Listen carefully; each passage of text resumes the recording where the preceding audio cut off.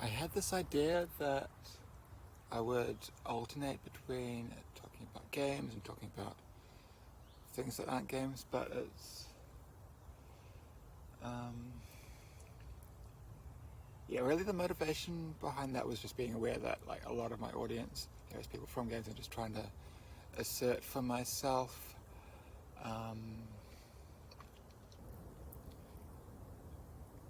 not having to come across with a single-minded focus on the work, but it's a bit artificial, like, I mean, games, life, whatever, like, and trying to have creative work as a healthy, integrated part of my life rather than like a trying to create work-life balance for a separation of the two. It just, really, I think like having tried that, it's not really the right concept for me here, and I should just talk about what I have on my mind to talk about and not try and fit it into these two categories. So today will be about games. I'm really happy. So when I was working on Smestorp House, which is like maybe 5 years ago now, well, like a while, like, pandemic just like weirdly stretches and compresses time, so it's hard to really have a sense of what's actually happened.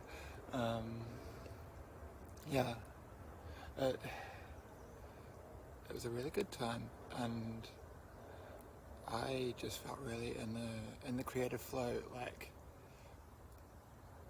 when something came up in the design that I needed a solution for, I just had all my experience of the games in the genre I've worked on already and all the games that I've played. It's like I had this huge database of concepts ready to fill any hole, and like a lot of skill in shaping them to fit the particular game, and it was just like a really good creative time, and just like a fountain of creativity outpouring, and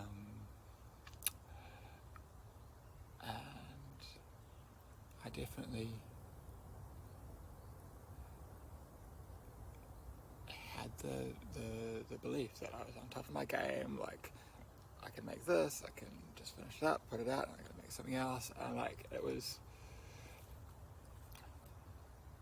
easier to make risky decisions with the belief that this wasn't going to be my last game for a while, and there were 3, 4, 8 more just like about ready to bubble over, and so like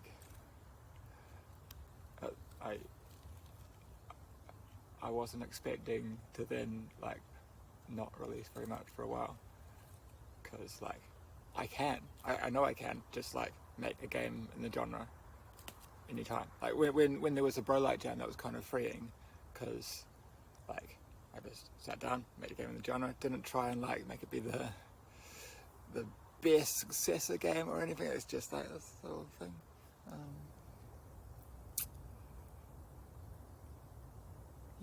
And so what's been holding me back a bit is this idea that like I want to create like a worthwhile next entry in the genre, and like the feeling of mastery now. Before it was like a free flow, but now it's like, oh, because I have this, like that's a responsibility to like then do the best work I can with that.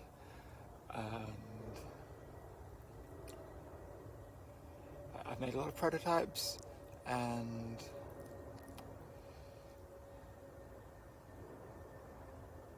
often I feel like I'm just like solving problems that I've solved before, and like I don't want to repeat myself, so I'm like, can I solve this problem in a slightly different way that's like worthwhile at being new, but like I don't just want to find a different solution, but a better solution. And that's, yeah. And yeah, so obviously it was risky releasing Single Passion in Portuguese. I would say that was a calculated risk. I estimated that people who knew my work and had been following me, like, trusted me enough that, like, maybe that's a slight barrier to entry, but they would push through that and play the game. That was correct.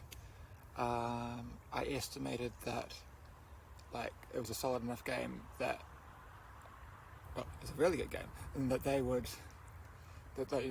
be word of mouth from those people, that they would, like, really love the game enough to tell other people about it, and that was correct. Yeah, so the factor that I miscalculated was just how much it being in a, to most people, foreign language would be an actual negative factor rather than just kind of neutral, or even a little positive. There was a game recently called Tunic. I haven't played it yet, but I read a review and it was just like glowing about, oh, it's in a rune language and you can spend lots of time figuring out the rune language and blah, blah, blah. And it's like, yeah, people love that. Like, if it had just been a rune language, like, yeah. But I've talked about that in a previous video and not water under the bridge. Yeah. So in the difficult times since then, when I haven't been releasing another game as quickly as I had expected, like, you know, there was COVID. We had a death in the family. That's always, like, disruptive. And yeah, my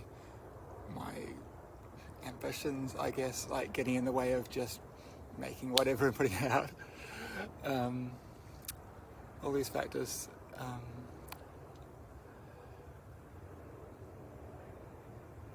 Yeah, so I've had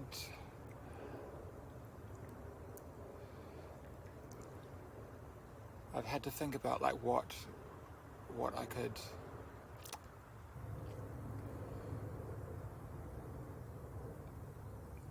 if I just need the money now, like, one idea is, could I just, like, make a English translation of Syncopasha? It would take a little time to, like, really find the right words for everything.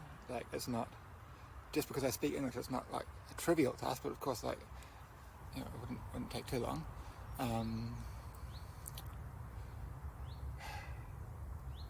And the intuition that I had was that it's not worth it. Like, several times I looked at it and I was just like,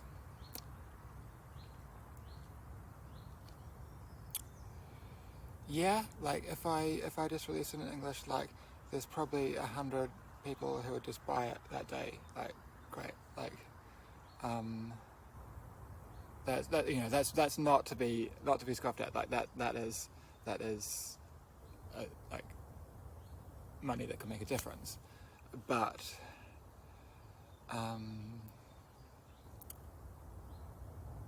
maybe there's, like, this pride, stubbornness, not wanting to go back on my decision unless the payoff is big enough. But it just didn't feel like the right thing to do, because, like, it wouldn't get that momentum now, because it's too late.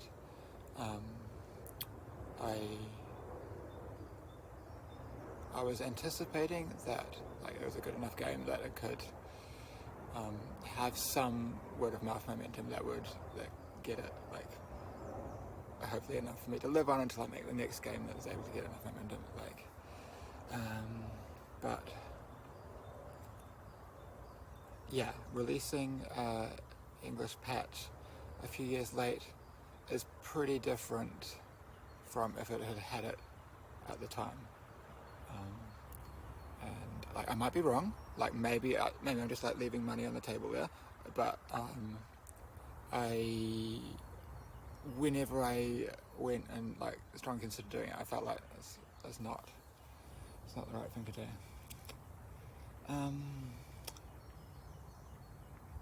Yeah, so but I have like ended up keeping working on that game over the years because the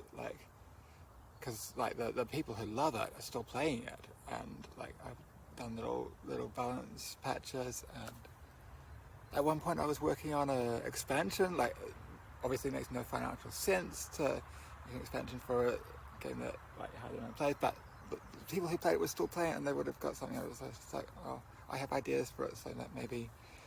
But when I actually tried the ideas out, like it wasn't, for some reason which I'll explain later, it wasn't coming together.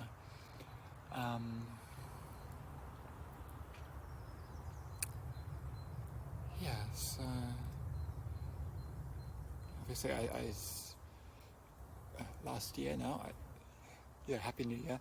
Last year I started this Patreon and this series of videos, and like it's partly to reconnect myself to the world of games after it's like being for a while, and find my direction. And yeah, when I really sat down and thought about like what do I want to work on, like it was pretty clear to me still that I did want to keep working in this genre, and yeah, that there was something more for me to do in this genre. And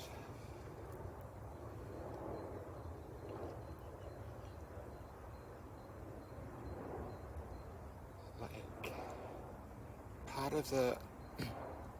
part of the obstacle was having already done quite good work in the genre, and that's like shadowing what I'm doing. Like I don't want to repeat myself.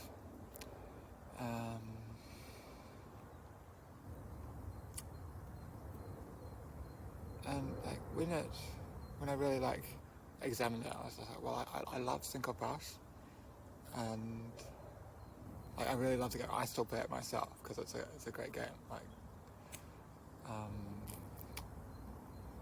and not so many people have played it, and surely like there's a lot more people out there who would really get something out of playing it than have already played it, because it was just like really didn't get very wide distribution. And so yeah, like I haven't, in a sense, like I have a responsibility as a creator to do the right thing by my work, and like I haven't fulfilled my responsibility to the game.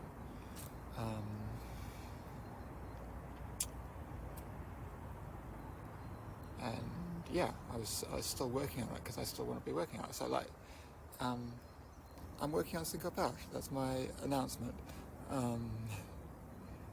Yeah, so I've never done like a sequel before. It's like my series of roguelikes, like they're like kind of mechanical sequels, but they're not like, I'm always trying to do something different.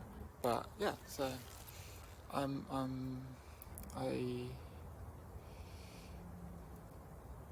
I thought about doing like the English update, like really, and do lots of work on accessibility and like make it. Yeah, I felt like once the idea came to me, it was pretty clear. Like, it's not worth building all this up on the old game, but if I release a new game, like a sequel or like what Spelunky did, a HD, or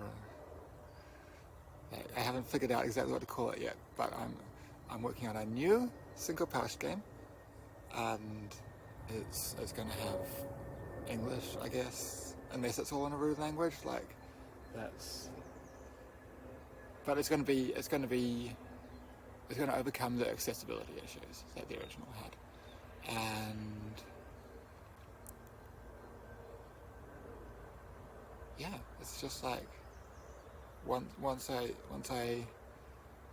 allowed myself to think of working on this, it's just like so clear. That's what I'm going to be working on. I love the game. I still want to be working on it.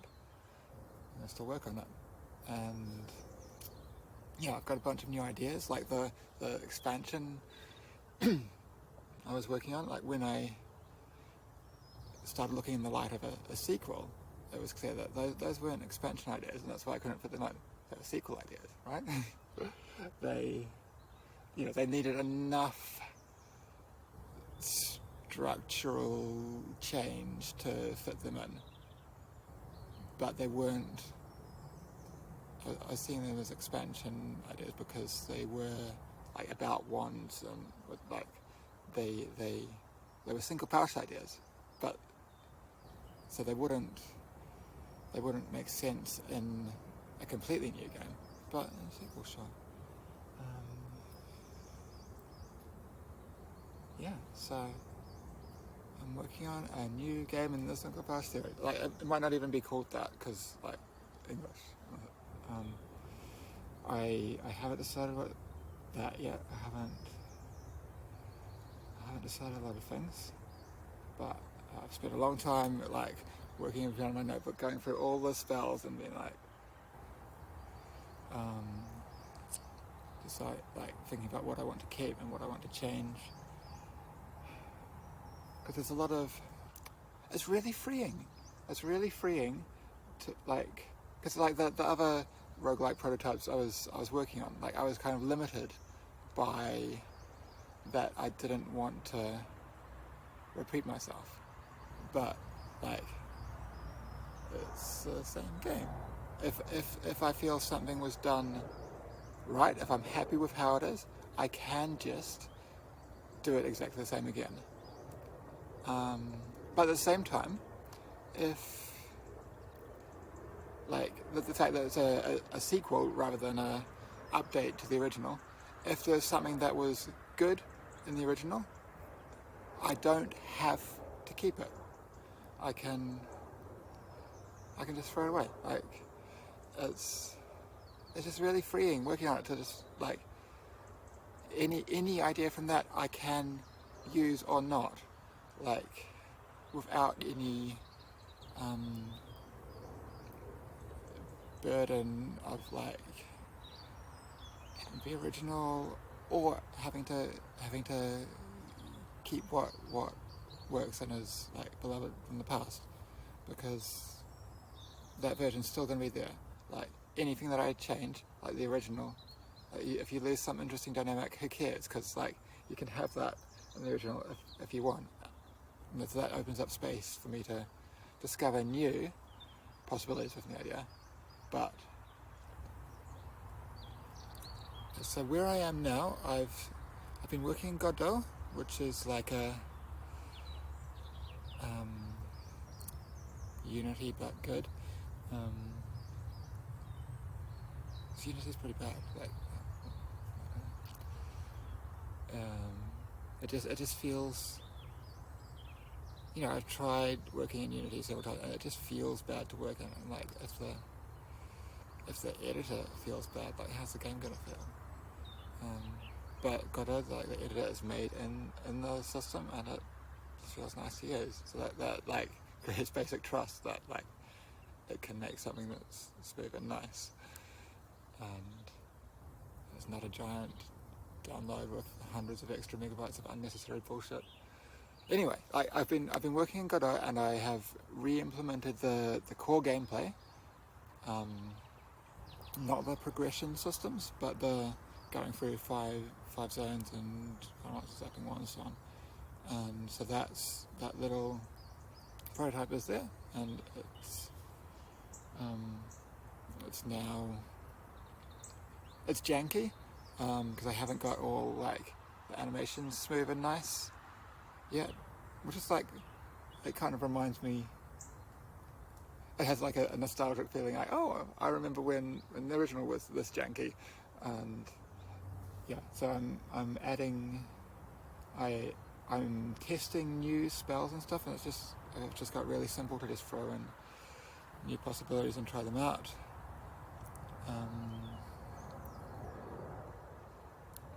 And it all,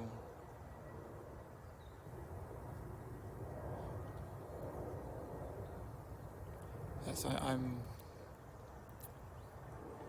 it's like thinking about what to do in a sequel. That's really like try to open my mind to the possibilities. Like, oh, what if I had like overworld dungeons and stuff like that? But it's pretty core to the one, how the wands work, that there's not many enemy types, and so if I had a bigger world to explore, like one of the things that makes it feel like you're in a different place is that you're encountering different enemies. And so like nothing's set in stone at this point, but like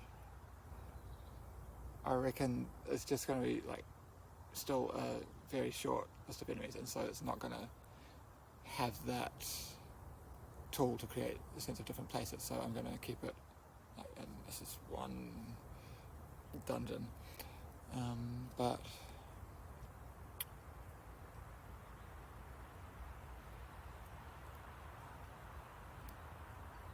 I don't even want to say like I'm trying to make the best version of it, because like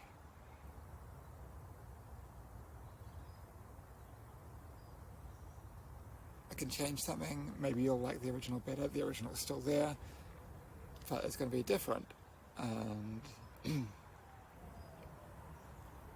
but at the same time it doesn't have to be different. Like if I just remake the original but like add extra graphical polish, extra accessibility features, blah blah blah, then that would be a worthwhile project, because still more people would play the game that I love. So I'm trying to like really like just be open-minded and sensitive, and like listen to what the game wants to become, but it feels like just remaking the original is a little bit too little, because it's gonna there's possibilities to change and add in interesting ways, and that's worth doing, but it's gonna not be a completely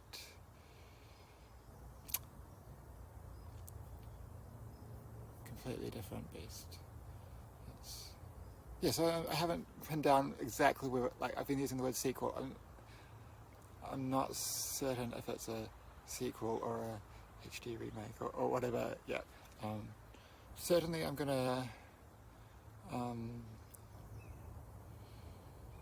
since I'm spending all this extra time on it, I'm gonna try and have it be something that's like graphically more, I've always prioritized functionality in my game graphics, because like I want you to be able to, like, they serve the purpose of the game. I want you to be able to read what's on screen, and like adding lots of lighting and splashy effects and stuff gets in the way. There's lots of games that look great in a screenshot because they've like optimized to sell the game based on screenshots, or like a cinematic trailer or something that like it just gets in the way. I get a lot of wrath from my graphics being simple, but like I can draw a more detailed orc, but like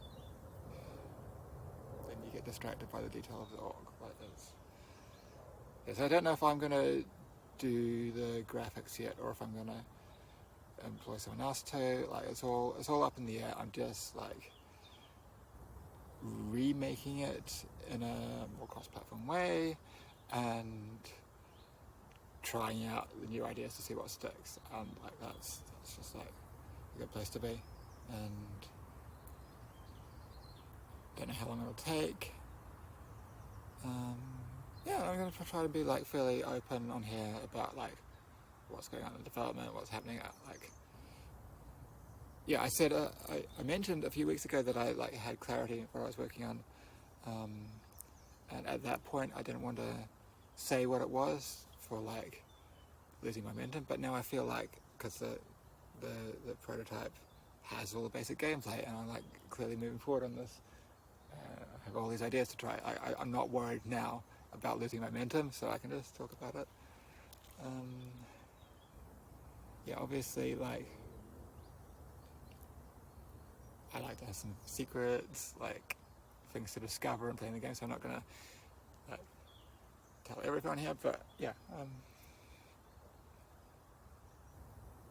I'm gonna mostly like try and keep you up to date with like what I'm working on, how it's going. Like, it's gonna be slow often because like you know reasons that I've previously talked about. That's fine, but yeah. So if you're supporting my Patreon, like now you know what you're supporting, and like of course like I will like when there's times I'm feeling like I need to pull back from this and let it sit for a bit in space, then I will also be updating other games and making little prototypes, like whatever. But for the most part, this is what I'm going to be working on for the medium future. So like if you're giving me money to support my work, now you know what I'm choosing to work on, and like you're welcome to like if that's less exciting to you than like a new then like I mean like that's fine, like I'll feel free to unsubscribe.